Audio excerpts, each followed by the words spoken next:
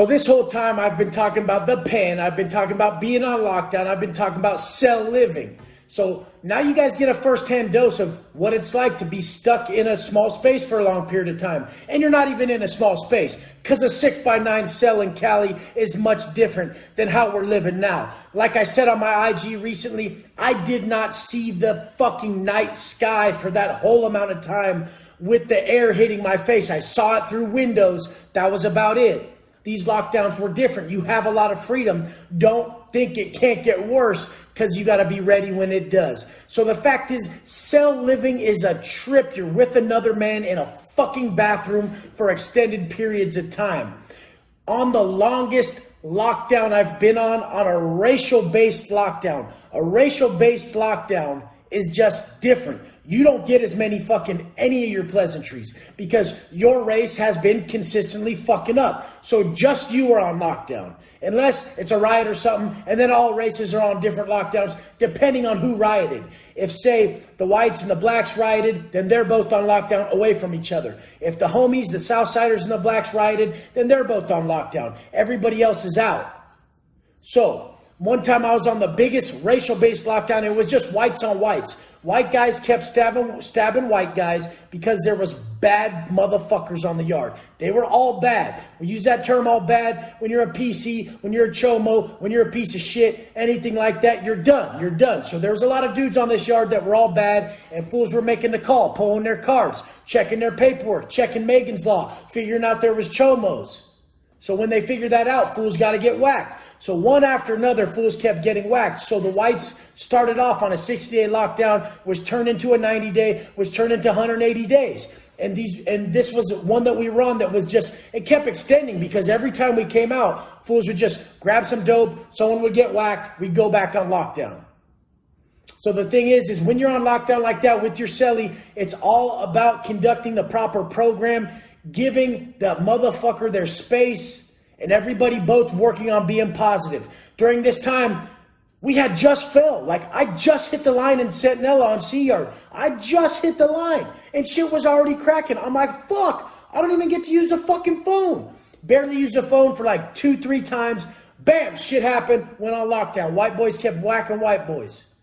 So as we go on lockdown, I had already lucked out, and a special purchase package came for me.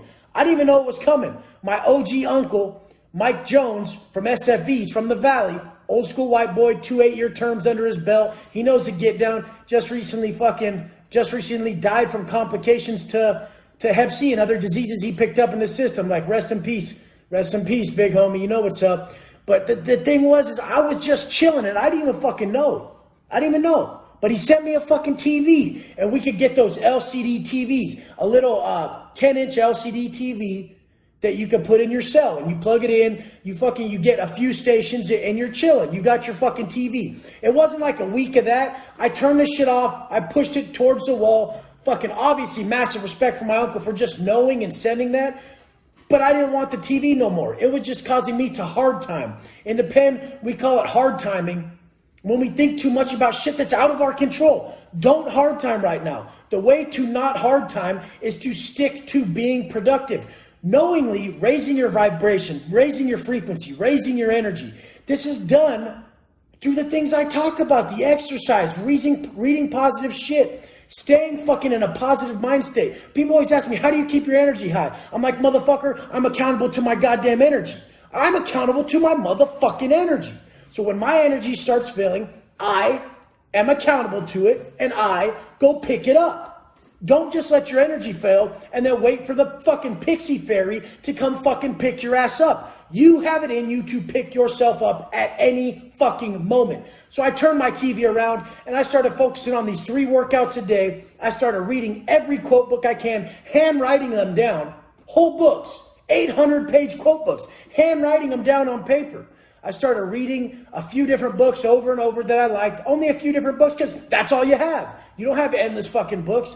But I turned my TV against the wall, and the older homeboy who had the spot up top, Buddy Rogers from Fontana, he just signs down to me. He calls me to the window. My celly Steve at the time, he goes, hey Wes, Buddy wants you at the window. So I go over to the window. Window's about this fucking wide, this tall, and I'm looking up to the top tier. And I'm like, what's up, homeboy? And he's like, He's like, what the fuck? And I'm like, what? He said, why? Why'd you turn your TV off? Because they thought I was hard timing. They thought I was going through it. Like, these dudes in there are still thinking pleasure is the way to happiness. Like, when you get your pleasantries, you get your fucking ho-hos, your zuzus, your wham-whams. That's what we call fucking snacks in there. When you get your baby boy snacks, and you get your TV, and you get your stuff, your little creature comforts, life's going to get better. Fuck no, it made it worse for me. It made it worse. I didn't want that. I found within that if I stepped into the pain, that if I faced it head on, it would go away quicker. It just stayed stagnant when I didn't face it.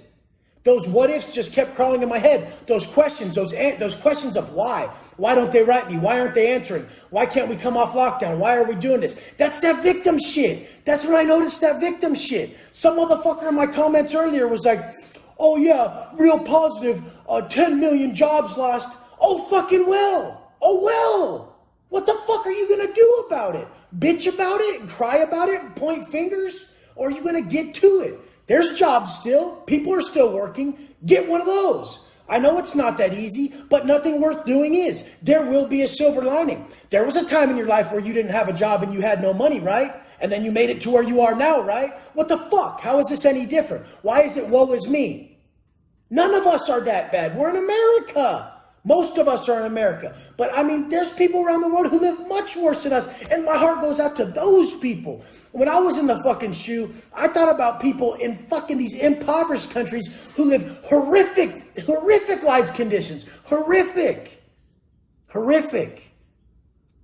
In your times of thinking, woe is me, when you're being selfish, thinking just about you, think about people who had it worse. And they had it worse way before fucking coronavirus. You don't have it that fucking bad, really, do you?